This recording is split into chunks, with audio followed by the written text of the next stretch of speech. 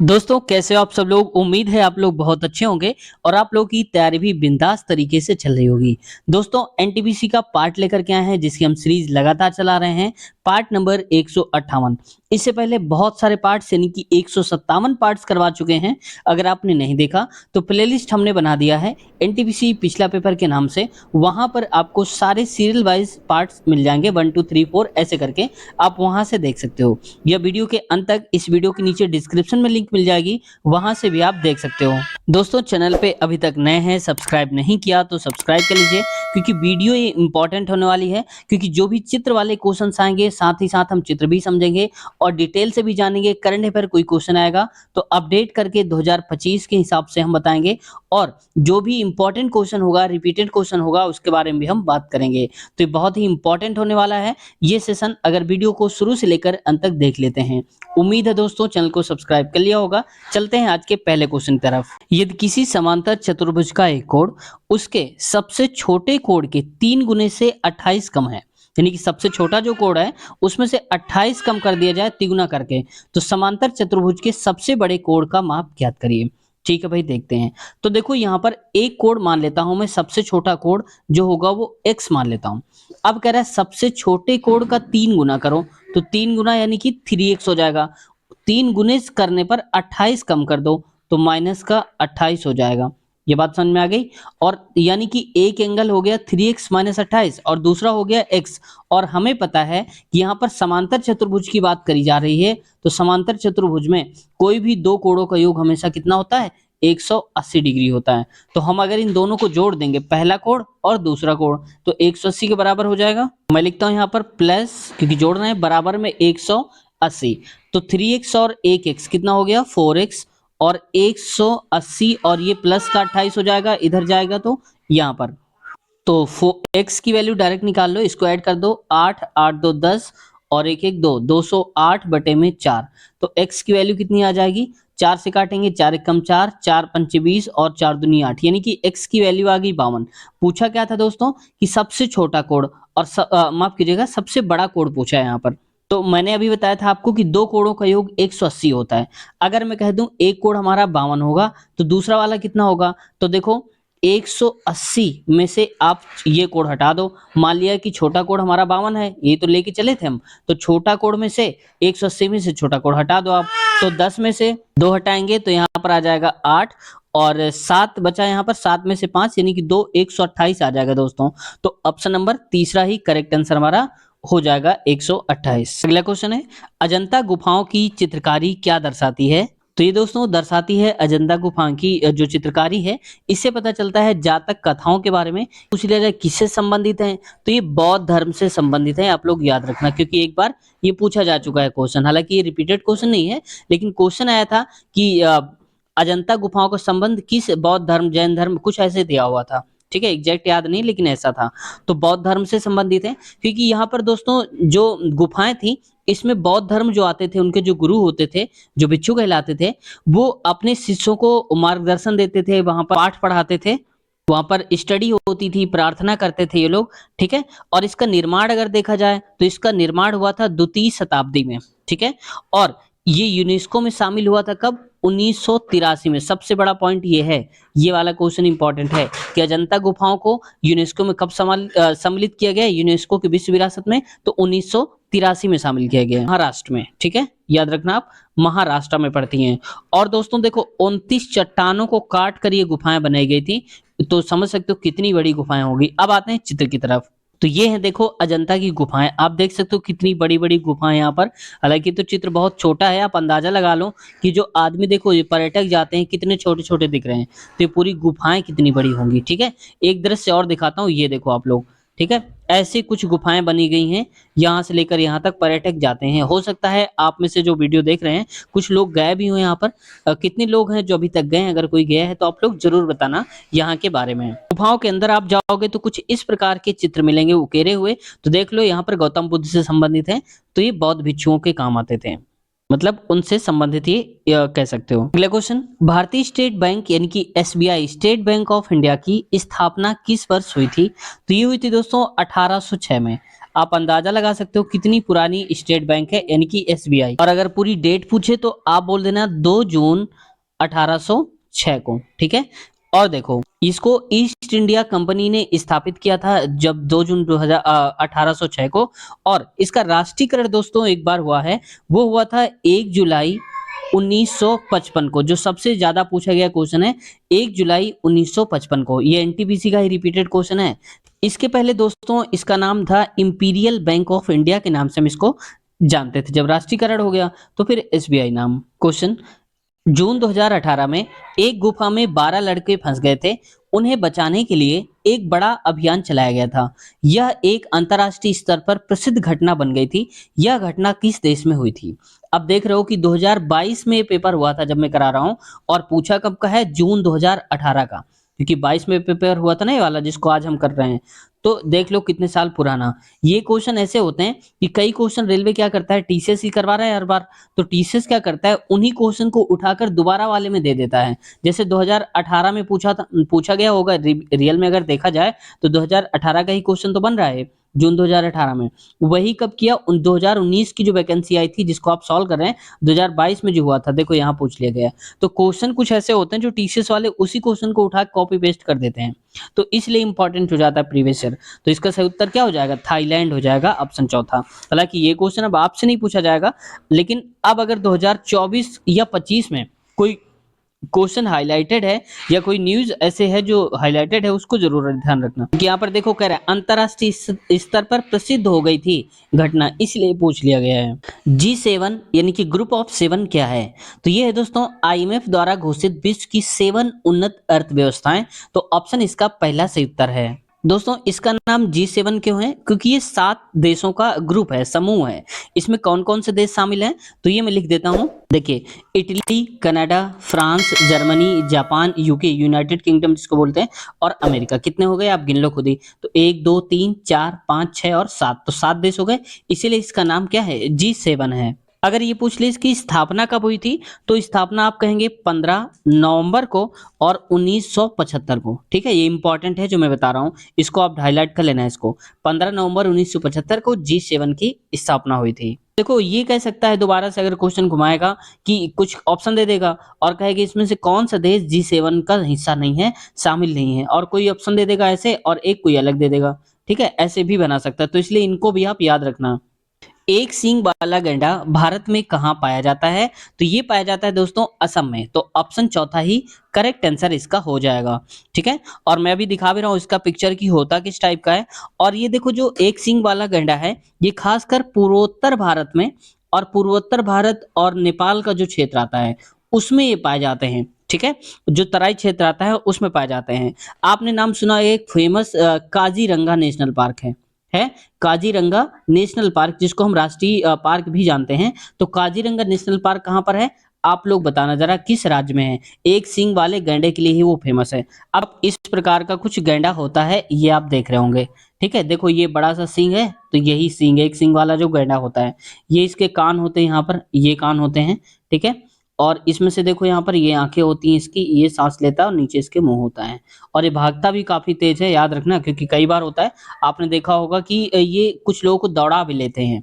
अगला देखो, यहाँ से इसको थोड़ा सा जूम करके, ओरिजिनल फोटो मैंने मंगवाई है आप लोगों के लिए काजीरंगा से। ठीक है, देखो यहाँ पर एकदम रियल में दिख रहा है, एचडी में फोटो है। ये देखो, ये जानते होंगे इस प्लांट का नाम क्या है? आप लोग बताना जरा। मरुस्थल में होते हैं ज्यादा। यहाँ पर ये मुंह होता है इसका, और ये सींग होता है जिसकी बात हो रही है यहाँ पर। ठीक है, आगे बढ़ते हैं। क्वेश्चन है, दो संख्याओं का अनुपात 9:11 है। यदि प्रत्येक संख्या में 6 जोड़ा जाता है तो उनका अनुपात 6:7 हो जाता है। बड़ी संख्या ज्ञात करिए। तो देखो दोस्तों, इसको करने की एक शॉर्ट ट्रिक देखो। तो सबसे पहले यहाँ ये देखो, एक संख्या है 9 और दूसरी है 11। ये अनुपात जैसा है वैसे ही लगभग संख्या होंगी। अब इसमें से कह रहा है बड़ी संख्या बताना है, तो आप बताओ 9 बड़ा है कि 11? तो आप कहेंगे 11। तो अब ये बात फिक्स हो गई कि वो जो ऑप्शन सही होगा वो हमेशा 11 से कटेगा। ठीक है, इतना आप याद रखना। छोटी संख्या बोलता तो 9, यानी कि वो ऑप्शन 9 से कटता। अब ऑप्शन में देखो कौन सा ऐसा ऑप्शन है जो 11 से कट रहा है? तो 25 तो कटेगा नहीं भाई, 25/11 करोगे तो कटेगा क्या? नहीं कटेगा ना। 28 भी नहीं कटेगा, सिर्फ 22 कटेगा।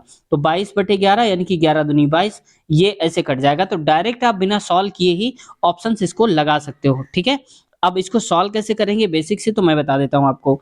अब दो संख्याओं का अनुपात, एक संख्या है 9 और दूसरी संख्या है कितनी 11, और संख्या में कह रहा है प्रत्येक में 6 जोड़ दिया जाए। तो इसको और आसान बनाने के लिए मैं कर देता हूँ 9x और इसमें 6 जोड़ दो, और नीचे कितना है 11x और इसमें से भी 6 जोड़ दो, बराबर कितना हो जाएगा 6 अनुपाते में 5 हो जाएगा। ठीक है, अब इस हिसाब से आप इसको निकाल लो, कैलकुलेशन कर लो। ठीक है, और उम्मीद है आप लोग कैलकुलेशन कर लोगे। ठीक है, इसको करके देखना वही आ जाएगा। तो इसलिए शॉर्ट ट्रिक आप समझो, बेसिक तो मैंने बता दिया है, लेकिन वहां पर काम आएगा आपको। कम से कम समय में आप जितना एक्यूरेट क्वेश्चन का आंसर ले आते हो वो आपकी काबिलियत कहलाएगी। तो ऑप्शन इसका पहला सही उत्तर हो जाएगा। ठीक है, आगे बढ़ते हैं। क्वेश्चन है अगला, करण श्याम से दोगुनी तेजी से कार्य करता है, एक साथ कार्य करते हुए वे कार्य को 20 दिन में पूरा कर सकते हैं। यानी कि करण और श्याम दोनों अगर मिलकर काम करें तो 20 दिन में काम को पूरा कर देते हैं। करण अकेले उसी कार्य को कितने दिन में पूरा करेगा? ठीक है, तो एक है करण और दूसरा है यहाँ पर श्याम। अब देखो श्याम से दोगुना तेजी से काम करेगा, तो श्याम अगर एक काम करेगा, एक की क्षमता से काम करेगा, तो करण कितना करेगा? 2 काम कर डालेगा। यानी कि जितना काम करेंगे वही उनकी क्षमता हो जाएगी। ये 2 काम करेगा उतने ही समय पे और ये 1 काम करेगा। तो अब देखो दोनों मिलकर 20 दिन में काम करते हैं। तो आप बताओ अगर दोनों मिल जाएंगे तो 2 काम ये करेगा और अगला काम ये करेगा। तो एक दिन में कितना काम कर डालेंगे? 2 + 1 3 काम कर डालेंगे। देखो एक दिन में 3 काम और 20 दिन तक लगातार करेंगे तो 20 20 23 60 हो जाएगा। यानी कि टोटल काम कितना हो जाएगा? 60 हो जाएगा। बात क्लियर है? अब ये 60 काम करने के लिए करण कितने दिन में अकेले कर डालेगा? तो करण करता कितना है एक दिन में? 2 काम। तो 60 काम है और हर दिन 2-2 करेगा तो कितना? 2 1 कम 2 2 3 6, यानी कि 30 दिन में कर डालेगा। ऑप्शन इसका चौथा ही करेक्ट आंसर हमारा हो जाएगा। निम्नलिखित आंकड़ों की माध्यिका और बहुलक का अंतर ज्ञात करिए। यानी कि हमें माध्यिका बताना है और बहुलक दोनों का अंतर बता देना है। ठीक है, तो देखो माध्यिका निकाले की एक शॉर्ट ट्रिक बताता हूं आपको। जब पहले ये गिन लो कि कितने अंक दिए हैं। देखो 1 2 3 4 5 6 7 8 9 और 10, टोटल 10 है। तो 10 में से देखो 4 आप इधर से निकाल दो और 4 इधर से निकाल दो। मतलब सबसे छोटी 4 संख्याएं हटा दो आप सबसे पहले। तो सबसे छोटी संख्या क्या है? यहाँ पर 2 है। तो एक तो 2 ऐसे में कर देता हूँ, 1 2 तो ये हो गया, दूसरा वाला 2 ये हो गया, और कोई इससे बड़ा तो है नहीं, छोटा तो है नहीं, तो 3 कर दो आप। 1 3 ये हो गया, 1 3 ये हो गया, 4 संख्या हटा दी हमने। अब बड़ी, सबसे बड़ी वाली 4 संख्याएं आप हटा दो। सबसे बड़ी संख्या में कौन सा आएगा? 9 आएगा, और कहीं 9 तो शायद दिया नहीं। फिर इसके बाद आएगा 7, और फिर हो गया क्या यहाँ पर? फिर एक 7 हो जाएगा, फिर एक हो जाएगा यहाँ पर 5। ठीक है, कितना हो गया? ठीक है, तो 4 हमने सबसे छोटी हटा दी और 4 सबसे बड़ी हटा दी। अब बचे हमारे पास कितने? 2 अंक बचे। अगर दोस्तों 1 अंक बचता हमारा आंसर वही हो जाता माध्यिका, लेकिन 2 बच रहे हैं तो दोनों को जोड़ दो। 3 + 5 8, 8 का आधा 4, तो बस 4 आंसर आ जाएगा। कोई फार्मूला कुछ नहीं लगाना आपको, डायरेक्ट हमेशा यही करना, आंसर आपका दौड़ के आएगा। तो 4 तो हो गई इसकी माध्यिका। बहुलक, बहुलक का मतलब है जो नंबर सबसे ज्यादा बार रिपीट हुआ है। और सबसे ज्यादा बार देखो कौन सा अंक है? तो मैं कहता हूँ 3, क्योंकि यहाँ पर एक बार, या ऐसे कर लो आप, ऐसे ज्यादा समझ में आएगा। एक बार ये आया है, फिर देखो ये आया है, फिर ये आया है, और शायद कोई नंबर है क्या जो रिपीटेड है? 5 अगर देखो तो 5 केवल 2 बार आया है, 1 और 2, 7 2 बार आया है, 9 एक ही बार है, 2 भी 2 बार आया है, लेकिन 3 सबसे ज्यादा, यानी कि 3 बार रिपीट हुआ है। तो इसका बहुलक क्या हो जाएगा? 3 हो जाएगा। जो नंबर सबसे ज्यादा बार आता है वही होता है, वही हमारा हो जाता है बहुलक। तो देखो दोनों का अंतर बताना है, तो यहाँ पर हो जाएगा 4, यानी कि माध्यिका माइनस बहुलक, बहुलक 3, बस एक आंसर आ जाएगा। तो ऑप्शन नंबर कहाँ है? दूसरा वाले में करेक्ट आंसर हो जाएगा, जो कि लिखा हुआ है। तो आप हमेशा यही शॉर्ट ट्रिक लगाना जो मैंने बताया आपको माध्यिका। फार्मूले वार्मूले से बहुत टाइम लगता है। ठीक है, आप सीधे डालो, क्योंकि आपको सिलेक्शन लेना है, आप तैयारी सिलेक्शन की कर रहे हो। ठीक है, तो आप उस हिसाब से तैयारी करो। पहली कपास मिल की सफलतापूर्वक स्थापना किस भारतीय शहर में की गई थी? तो ये थे दोस्तों मुंबई में। पहली जो सफलतापूर्वक है वो है मुंबई में की गई थी, इसीलिए सफलता वर्ड दिया। क्यों? क्योंकि अगर ये कह देता पहली कपास मिल की स्थापना किस शहर में हुई थी, तो होता कोलकाता। ठीक है, क्योंकि दोस्तों इससे भी पहले कोलकाता में स्थापना हुई थी, और ये हुई थी 1828 में। ठीक है, फिर आप कहेंगे कि कोलकाता से ही होना चाहिए था, क्योंकि मुंबई में इसकी स्थापना हुई थी 1854 में। तो पहला पूछा जा रहा है तो पहला तो होना चाहिए, लेकिन हाँ ऐसा सफलतापूर्वक नहीं, क्योंकि ये जो कोलकाता में स्थापना हुई थी दोस्तों, ये विफल हो गया था। पूरी तरह से सफल नहीं हो पाया था। इसलिए सफलतापूर्वक की बात करें तो आप मुंबई बताओगे। मुंबई क्योंकि यहाँ पर बंदरगाह था, तो इसलिए उनको लोगों को सामान जो जहाज़ हैं, पानी वाले जहाज़, उनसे सामान ले जाने और लाने में असुविधा नहीं होती थी और बहुत बड़ा बाज़ार बन गया था जो मुंबई बंदरगाह है, जो बंदरगाह है, ठीक है? इसलिए यहाँ पर सफल हो गई थी उनकी जो कपास मिल है। अगला, एक्स वाई जेड यू तथा वी 5 मित्र हैं। उनकी लंबाई के आधार पर तुलना की गई है। कोई भी दो मित्रों की लंबाई समान नहीं है, यानी कि एक जैसे नहीं, क्योंकि एक ही स्थान पर दो लोग आ जाएंगे, ऐसा संभव नहीं है। यू वाई से छोटा है। अब देखो कंडीशन दी गई है, जैसा जैसा बोला जा रहा है हम वैसा ही करेंगे, लेकिन आप याद रखना जब कभी इनको आप सही से लिख रहे हो थोड़ा गैप करके लिखना। जैसे मान लो यू और वी यहाँ लिखता हूँ, क्योंकि बीच में अगर कुछ लिखना भी पड़े, जैसे मान लो एक्स जेड कुछ भी, तो हम एडजस्ट कर लें, ऐसे आप लोग बनाया करना, ठीक है? अब देखो पढ़ते हैं, यू वाई से छोटा है, इसका मतलब मैं इधर की तरफ लिख रहा हूं जो बड़ा होगा और इधर की तरफ जो होगा वो छोटा होगा। तो पहले देखो यू वाई से छोटा है, इसका मतलब वाई इधर होगा और यू इधर होगा, यू छोटा हो गया वाई बड़ा हो गया, इधर वाले बड़े हैं। अगला है, लेकिन एक्स से लंबा है, कौन? यू। एक्स से लंबा है, इसका मतलब एक्स क्या होगा, इससे भी छोटा होगा। एक्स से लंबा है यू, लेकिन किससे छोटा है? वाई से।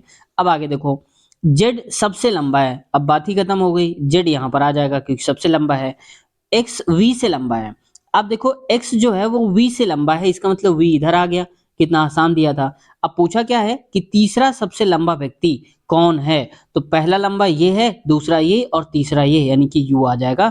तो ऑप्शन नंबर दूसरा करेक्ट आंसर हो जाएगा हमारा, ठीक है? ब्याज की समान दर पर 24,000 के मूलधन पर 8 वर्षों में प्राप्त चक्रवृद्धि ब्याज और साधारण ब्याज का अंतर 60 रुपए है। ब्याज की दर ज्ञात करिए। देखो दोस्तों, इसका फर्राटेदार में एक फॉर्मूला बताता हूँ। जब कभी 2 साल का अंतर बताना हो चक्रवृद्धि ब्याज और साधारण ब्याज का, तो आप ये लगाया करना हमेशा, डी इक्वल डी मतलब डिफरेंस, पी प्रिंसिपल यानी कि मूलधन, और आर बटे में 100 लगा दिया करना। हमेशा आप ये लगाना, आंसर आ जाएगा। डिफरेंस यानी कि अंतर कितना है, 60 रुपए का, तो आप लिख दो 60। पी यानी कि मूलधन कितना है, तो मूलधन दिया था 24,000, ये दिया ना 24,000, तो बस आप 24,000 लिख दो। इसको मैं थोड़ा सा ही करता हूँ, 24,000, ठीक है, 3 जीरो, और ब्रैकेट के अंदर आप रखना है, रख दो आर। आर हमें पता करना है तो आर को आर ही रखो, नीचे आ जाएगा 100 स्क्वायर। अब देखो अगर ध्यान से, तो ये जीरो से जीरो कट जाएगा, 6 कम, चलो मैं और सरल कर लेता हूँ, 6 बटे में 24 और यहाँ पर डबल जीरो, बराबर में आ जाएगा आर बाई में 100 का होल स्क्वायर। 6 कम 6, 6 चौक 24, तो आप कहेंगे 1 बटे 400 आएगा। तो अगर 1 बटे 400 आएगा तो मैं इसको लिख सकता हूँ 1 बटे 20 गुणे में 20, ये तो लिख सकता हूँ, ठीक है? अब अंडर रूट लगाओगे क्योंकि यहाँ से स्क्वायर हटाना है, तो 1 बटे 20 केवल बचेगा, यानी कि हम लिख सकते हैं कि 1 बटे 20 बराबर आर बाई हो जाएगा 100। 20 से कम 20, 20 पंचे 100, यानी कि 1 बटे 1 बराबर आर बटे में 5, तो आर बटे 5 यानी कि 5 इधर आ जाएगा, तो आर की वैल्यू कितनी हो जाएगी, 5% हो जाएगी। तो ऑप्शन नंबर कहाँ है, तीसरा वाला करेक्ट आंसर हो जाएगा, ठीक है? आप ये फार्मूले जरूर याद कर लिया करिए जो मैं बता रहा हूँ, इनको आप कहीं पर नोट कर लिया करिए अपनी नोटबुक में। राज्यसभा सदस्यों का चुनाव डैश की अवधि के लिए किया जाता है, यानी कि इसको घुमाकर ये कह सकता है कि राज्यसभा सदस्यों का कार्यकाल कितने समय के लिए होता है, तो 6 वर्ष का होता है। तो ऑप्शन इसका दूसरा ही करेक्ट आंसर है। देखो, लोकसभा का जो होता है वो 5 साल का होता है, यानी कि 5 वर्ष जो आप देख रहे हैं ये होता है लोकसभा का, ठीक है? राज्यसभा का होता है 6 साल का। देखो कितना दिमाग लगा के उन्होंने पहले ही ऑप्शन 5 दे दिया है, ताकि आप तुरंत ही गलत कर दो, एग्जामिनर मुस्कुरा के कहे देखो कैसा एग्जाम दिया उसने, है ना? तो देखो यहाँ पर 6 वर्ष होता है। दोस्तों, राज्यसभा को हम स्थायी सदन भी बोलते हैं, और स्थायी इसलिए बोलते हैं क्योंकि इसको कभी भंग नहीं किया जा सकता, और इसका दूसरा नाम उच्च सदन के नाम से भी हम जानते हैं। उच्च सदन और निम्न सदन, उच्च सदन मतलब राज्यसभा और निम्न सदन मतलब लोकसभा। कोई भी व्यक्ति अगर राज्यसभा का सदस्य बनना चाहता है तो उसकी कम से कम आयु 30 वर्ष होनी चाहिए। अगर आपकी उम्र 30 साल हो गई है तो आप राज्यसभा सदस्य बनाए जा सकते हैं, और कार्यकाल आपका 6 वर्ष का होगा। दोस्तों, राज्यसभा में कुल सदस्यों की अगर संख्या पूछे तो कुल सदस्यों की संख्या होती है इसकी 2 प्रकार से। 238 ये होते हैं जो ही राज्य और विधानसभाओं से चुने हुए होते हैं, और वहीं जो 12 होते हैं ये मनोनीत करते हैं राष्ट्रपति। हमारे देश के जो होते हैं 12 सदस्यों को मनोनीत करते हैं, ठीक है? तो ये किस अगर पूछ लिया जाए अनुच्छेद के तहत, तो राष्ट्रपति जो 12 लोगों को मनोनीत करते हैं वो होते हैं आर्टिकल यानी कि अनुच्छेद नंबर 80 के तहत करते हैं, ठीक है। और अगर ये पूछा जाए राज्यसभा का अध्यक्ष कौन होता है, सभापति कह सकते हो, तो ये होते हैं उपराष्ट्रपति। तो जो भी वर्तमान समय में भारत के उपराष्ट्रपति होंगे वही उसके अध्यक्ष होते हैं राज्यसभा के। ठीक है। तो मैंने आपको तो ये बताया कि उपराष्ट्रपति इसके अध्यक्ष होते हैं, लेकिन आप लोग जरा बताओ कि उपराष्ट्रपति हमारे देश के अभी कौन है वर्तमान समय में? जो होंगे वही तो होंगे इसके अध्यक्ष। तो आप लोग बताओ कि उपराष्ट्रपति कौन है जब आप इस वीडियो को देख रहे हो। वंशागति नियम लॉज ऑफ इनहेरिटेंस की खोज किसने की थी? तो ये की थी दोस्तों ग्रेगर मेंडल ने। ऑप्शन चौथा करेक्ट आंसर है। मटर के दाने पर इसकी खोज की थी उन्होंने। ठीक है, तो ऑप्शन चौथा करेक्ट आंसर है। सर्वाइवल ऑफ द फिटेस्ट यानी कि सर्वाइवल ऑफ द फिटेस्ट वाक्यांश किसने गढ़ा था, यानी कि ये किसने वाक्यांश बताया था? तो ये था हर्बर्ट स्पेंसर ने। तो ऑप्शन तीसरा करेक्ट आंसर हो जाएगा। दोस्तों देखो, इस प्रकार के ये सेंटेंस जो होते हैं ये बहुत पढ़ने के बाद भी कभी नहीं मिलते हैं, लेकिन दोबारा कभी आप, क्योंकि पेपर आप लगा रहे हो, तो दोबारा कभी अगर ये रिपीट होके आ जाए तो आप कोशिश करो कि ये गलत ना हो आपसे। तो इसलिए आप ध्यान से देख लो, क्योंकि ये रैंडमली नंबर दे भी जाते हैं और रैंडमली नंबर ले भी जाते हैं। ठीक है, अगर आपको आ रहा होगा तुरंत आप टिक कर दोगे, दोबारा अगर आपके पास आएगा तो। और जिसने नहीं पढ़ा होगा, बहुत सारी तैयारी करी होगी, अब हो सकता है उसको ये क्वेश्चन ही ना दिखा हो। ठीक है, तो ऐसे क्वेश्चन जो होते हैं ये नंबर देते भी हैं और लेते भी हैं। कह सकते हो ये राजा भी बनाते हैं और भिखारी भी बना जाते हैं। तो ऑप्शन तीसरा इसका करेक्ट आंसर है। भारत का अधिकांश विदेशी व्यापार कैसे होता है? तो ये दोस्तों होता है समुद्री और हवाई मार्गों के माध्यम से। तो ऑप्शन चौथा इसका करेक्ट आंसर हो जाएगा। दोस्तों जितनी भी भारी चीजें आती हैं ज्यादातर वो विदेशों से आती हैं, चाहे इंपोर्ट हो या फिर एक्सपोर्ट हो या भेजी जाए। मतलब कहने का वो ज्यादातर किससे आती हैं? समुद्री जहाजों के द्वारा आती हैं, क्योंकि समुद्री जहाज जितना लोड लाद लेगा उतना ऊपर जो हवाई जहाज है वो नहीं उड़ पाएगा लेकर के। तो इसलिए ज्यादातर अगर मैं कहूँ समुद्री और हवाई मार्ग में, तो सबसे ज्यादा समुद्री मार्ग से क्या होता है? इंपोर्ट और एक्सपोर्ट दोनों होता है। ठीक है, सामान सुरक्षित भी रहता है। स्टैच्यू ऑफ यूनिटी जिसका उद्घाटन प्रधानमंत्री श्री नरेंद्र मोदी जी द्वारा 31 अक्टूबर 2018 को किया गया था, को किसने डिजाइन किया? तो डिजाइन किया था दोस्तों राम वनजी सुतार। ऑप्शन इसका चौथा ही करेक्ट आंसर है। अब जरा ध्यान से देखो कि ये पेपर हुआ था 2022 में, पूछा कब का है? अक्टूबर 2018 का। अब देखो यहाँ पर ये क्वेश्चन ऐसे हैं जो मैंने पिछले उसमें बताया था क्वेश्चन में कि कॉपी पेस्ट वाले क्वेश्चन है, क्योंकि सरकार भी वही चल रही है वर्तमान में। तो अगर इनकी ये तारीफ करते हैं, तो वैसे भी आप जानते हो तारीफ तो करना ही होता है, जबरदस्ती भी। तो वैसे ही क्या होता है, तो वही क्वेश्चन को फिर से डाल देते हैं। अगर ये क्वेश्चन, अगर मान लो कि प्रधानमंत्री चेंज हो जाते हैं तो फिर ये क्वेश्चन की वैल्यू कम हो जाएगी, क्योंकि वो प्रधानमंत्री कोई दूसरे आ जाएंगे। अभी वर्तमान में चल रहे हैं और इन्हीं का ये सारा किया हुआ है, तो इसलिए ज्यादा इंपॉर्टेंट है। तो वैसे कई सारे क्वेश्चन आप देखते होंगे कि योजनाएं वगैरह जो पुरानी होती हैं वो भी पूछ लेते हैं। जैसे स्वच्छ भारत अभियान की शुरुआत कब हुई थी? ठीक है, तो ऐसे भी पूछ लेता है। कब हुई थी? 2 अक्टूबर 2014 को हुई थी। अच्छा आप लोग बताओ कि जन धन योजना की शुरुआत कब हुई थी? ठीक है, इन्हीं से रिलेटेड क्वेश्चन है। अब जरा बात कर लेते हैं स्टैच्यू ऑफ यूनिटी की। दोस्तों स्टैच्यू ऑफ यूनिटी में किसकी मूर्ति बनी हुई? तो ये स्टैच्यू बना हुआ है सरदार वल्लभ भाई पटेल जी का। ठीक है, सरदार पटेल जी का।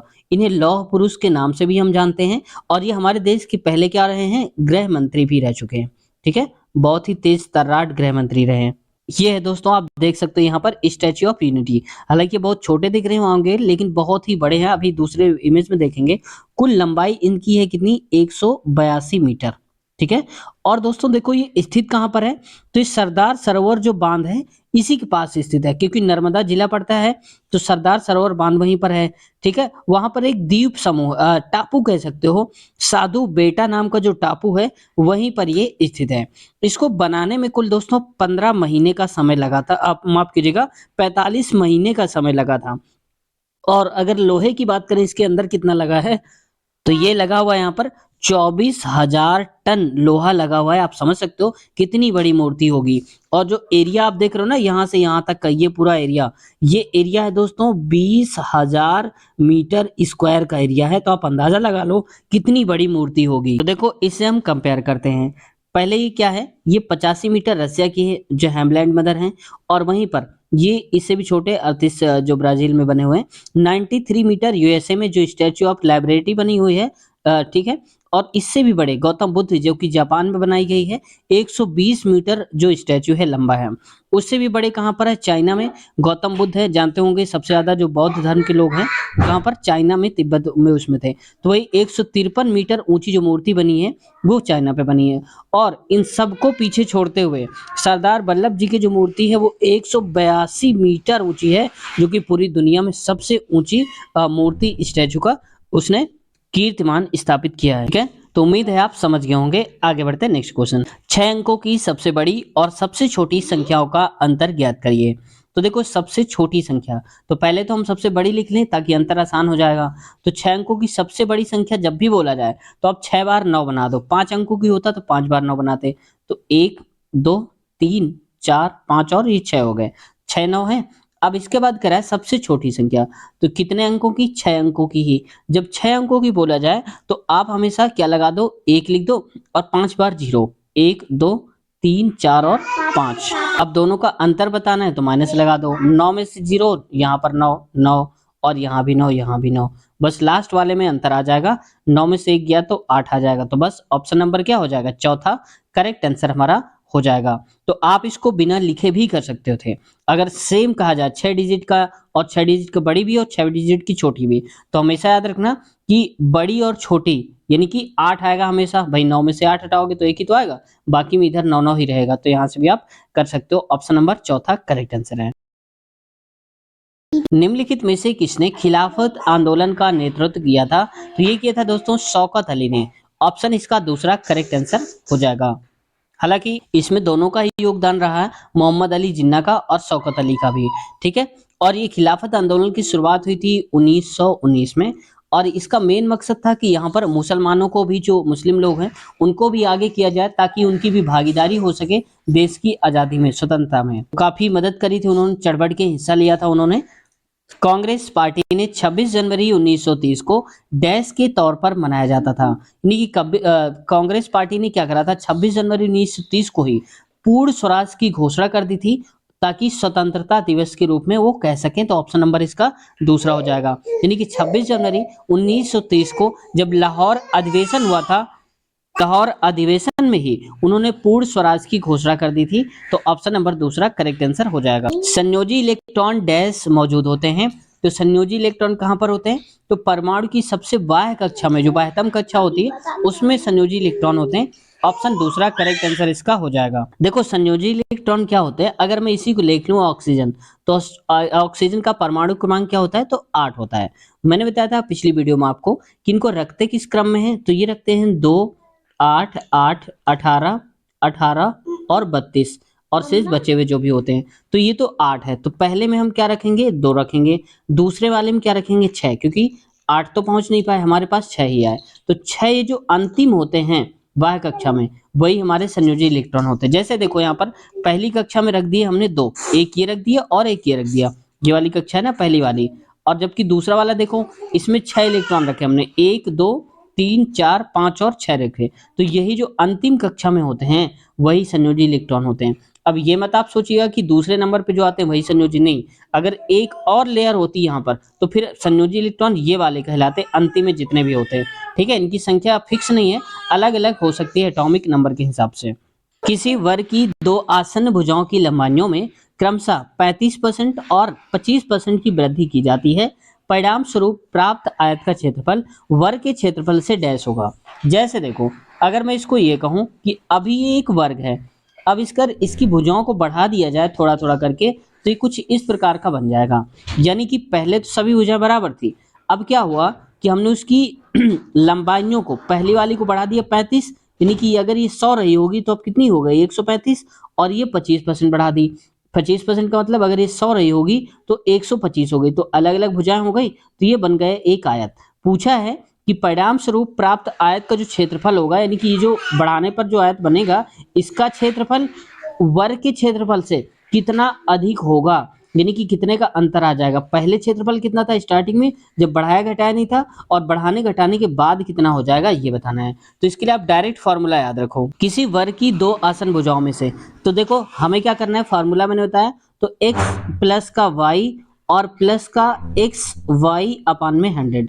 एक्स का मतलब है पहली बढ़ोतरी और दूसरी बार में जो बढ़ोतरी है वो वाई, तो बस एक्स 35% हो जाएगा, तो आप लिख दो 35% सब हटाओ और y की वैल्यू क्या है यानी कि 25, ये हो जाएगा 25 प्लस में एक्स वाई यानी कि 35 25, तो हम कहेंगे 35 गुणे में 25 और नीचे आ जाएगा 100। बात समझ में आ रही? अब देखो 25 35 35 25 कितना हो गया, 60 हो गया, 60 प्लस, अब इसको देखो 25 से कम 25 चौको यानी कि 35 बटे में 4 हो जाएगा। ठीक है, तो इसको लिखेंगे 100 बटे में या ऐसे कर लो आप 35 बटे में 4, तो 35 बटे 4 हो जाएगा, तो इसको काटो आप और 60 में से जोड़ दो आप, तो 4 एकम 4 और 4 अठे 32 हो जाएगा। और यहाँ पर देखो कितना बचेगा 3, तो पॉइंट लगा दो 0, 4 सत्ते 28, 2 बचेगा, तो ये 20, 4 पंचे 20 यानी कि 60 प्लस 8.75, तो 60 8 68 हो जाएगा, 68.75%। तो कहाँ लिखा है, ऑप्शन नंबर पहला ही करेक्ट आंसर है, यहाँ से आप टिक कर सकते हो। अगला क्वेश्चन है, यदि 11 बराबर 11x अपान 1 माइनस एक्स है तो 2x स्क्वायर का मान ज्ञात करिए। तो पहले तो अगर ध्यान से देखो, अगर आप इसका इधर गुणा कराने पहुंचोगे तो बहुत ही टाइम वेस्ट कर दोगे। डायरेक्ट देखो 11 बटे में 1 मान लो बराबर में 11x। एग्जाम में आपको ये भी नहीं लिखना है स्टेप जो मैं लिख रहा हूँ, आपको समझाने के लिए बोल रहा हूँ, आपको कहाँ से करना है बताऊंगा। तो देखो 11 से 11 आप काट दो, कट जाएगा, तो नीचे क्या बचेगा 1 बटे 1 बराबर में x अपान 1 माइनस का x बचेगा। ठीक है, पेपर में आपको इस स्टेप से शुरू करना है, 11 से 11 काट के, तो x की वैल्यू क्या हो जाएगी, x बराबर हो जाएगा 1 माइनस का x, ये x इधर आएगा तो 2x बराबर में 1, तो x की वैल्यू क्या हो जाएगी 1 अपान में 2। अब जहां जहां x है वहां पर 1/2 रख दो, यानी कि 1 बटे में 2 रख देना है। ठीक है, तो ये 2x स्क्वायर है, तो लिख देता हूं मैं 2 और x में 1/2 इसका स्क्वायर, तो 1 से ये कट गया, 2 से 2, तो 1 का आप स्क्वायर करो क्यूब करो कुछ भी करो, हमेशा आंसर क्या आएगा 1 आएगा। तो 1 कहाँ है, ऑप्शन नंबर चौथे में करेक्ट आंसर दिया हुआ है। समझ गए आप? तो ऐसे करना है। दो संख्याओं का योग 72 है, उनके मासापा यानी कि एचसीएफ और एलसीएम 2 और 102 है, यानी कि इनका जो एचसीएफ है वो है 2 और एलसीएम है 102।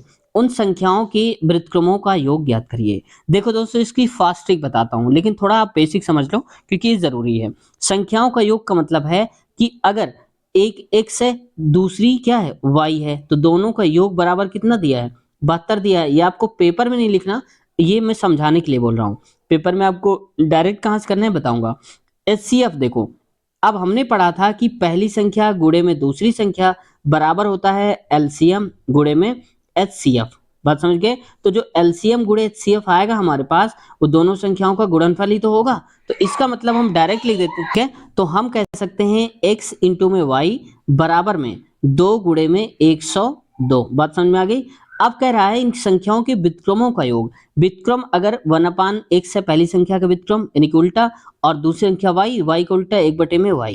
ठीक है, बराबर में ये हो जाएगा x प्लस का y, इधर गुणा कराएंगे और नीचे आ जाएगा xy। अब पेपर में देखो आपको कहां से नोट करना है, हमेशा आप याद रखना शॉर्ट ट्रिक में जो भी यहाँ पर योग दिया हो उस योग में से लासा और मासा जो भी दिया है उसको आप डिवाइड कर दो, यानी कि योग कितना था 72 और एचसीएफ एलसीएम कितना है 2 गुणे 102। बस यहां से आप शुरू करना, पेपर में डायरेक्ट आंसर आ जाएगा आपको। कब? जब व्युत्क्रम पूछा हो। तो अब देख लो यहाँ पर x प्लस वाई की वैल्यू कितनी थी 72, तो आप लिख दो यहाँ पर 72 और एक्स वाई था 2 गुणे में 102। इसको आप गुणा मत कराया करिए, पहले काट लिया करो, आसान हो जाएगा। ठीक है, 2 से काटेंगे 2 1 कम 2, 36 दूनी 72 होता है, तो ये हो जाएगा 36।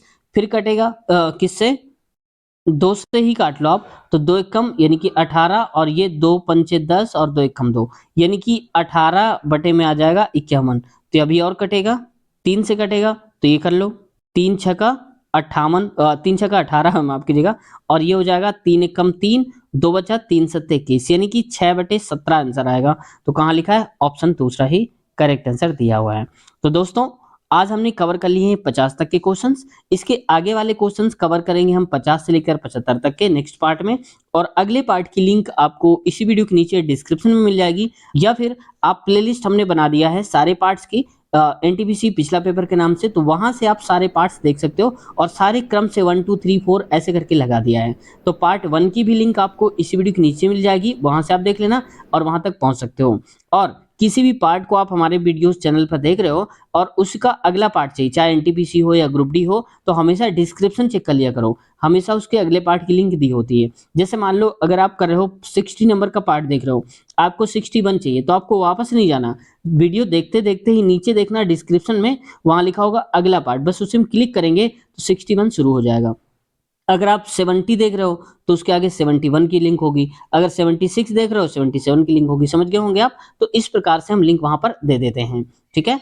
तो दोस्तों देख लेना आप लोग प्रीवियस ईयर, और यहाँ पर ग्रुप डी के बहुत सारे पार्ट्स करवा दिए हैं और अभी भी लगातार हम उसकी सीरीज चला भी रहे हैं, तो उसकी प्लेलिस्ट हमने बना दिया है, आप लोग वहां से देख सकते हो, या उसकी भी एक वीडियो की लिंक इसी वीडियो के नीचे डिस्क्रिप्शन में मिल जाएगी, आप लोग देख लीजिएगा। आप लोग की क्वेरी रहती है कि सर रेलवे का इंटरव्यू लीजिए, वहाँ जो सिलेक्टेड कैंडिडेट है उनसे पूछिए कि क्या पढ़ते थे, कौन सी बुक से पढ़ते थे, कितने घंटे पढ़ते थे, सबसे बड़ी जो आप लोगों की यही होती है कितने घंटे काम करना पड़ेगा। तो ये सब हमने वहाँ जाकर के पूछा है रेलवे एम्प्लॉयज से, वहाँ ग्राउंड लेवल पर जाकर। तो अगर आप देखना चाहते हो तो उसकी भी लिंक आपको नीचे में दे दूंगा, रेलवे इंटरव्यू के नाम से देख लेना, या अगर आप शुरू से देखना चाहते हो सारे इंटरव्यूज, तो प्लेलिस्ट अलग से हमने बना दिया इसी चैनल पे, आप चेक कर लेना रेलवे इंटरव्यू के नाम से। तो वहां पर आप क्लिक करते सारे इंटरव्यूज आपके सामने आ जाएंगे, तो जो भी आपको पसंद हो देख लीजिएगा, ठीक है। तो उम्मीद है आप लोग जरूर देखेंगे, और किसी भी प्रकार का कोई डाउट है, कोई क्वेश्चन है, तो आप लोग पूछ लिया करो, आपका रिप्लाई देने की पूरी कोशिश करेंगे। और हमारे जितने दोस्तों ने अब तक कमेंट्स करा है उन्हें पता होगा, हमने सबका रिप्लाई भी दिया है। तो दोस्तों वीडियो कैसी लगी आप लोग जरूर बताइएगा कमेंट सेक्शन में, और चैनल पे अभी तक नए हैं, सब्सक्राइब नहीं किया, तो 2025 की वैकेंसी में एक सीट पक्की करने के लिए इस चैनल को सब्सक्राइब कर लीजिए, क्योंकि यहाँ पर कोई भी जो आपको फीस नहीं देनी है, कोई भी कोर्स नहीं खरीदना है, आपको बस यहीं से पढ़ते जाना है, तैयारी होती जाएगी। जो मैं बता रहा हूँ स्ट्रेटजी वही आप फॉलो कीजिएगा। दोस्तों उम्मीद है चैनल को सब्सक्राइब कर लिया होगा, बेल आइकन भी दबा लिया होगा। तो अगले पार्ट की लिंक नीचे है डिस्क्रिप्शन में, क्लिक करिए। मुलाकात करते हैं अगले पार्ट में, अपना ख्याल रखिए, टेक केयर, बाय बाय।